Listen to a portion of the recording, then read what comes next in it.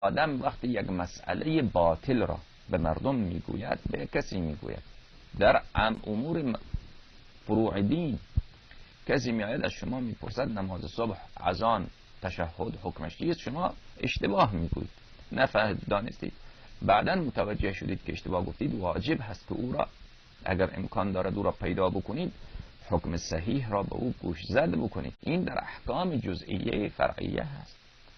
وقتی که مطلب مهم در مقام امامت هست، یک کسی آمده مدعی مقام امام زمان علیه السلام و اختیارات امام عصر عجل الله تعالی فرجه الشریف هست، قول کفر را شما آمدید مدت زیادی ترویج کرده اید.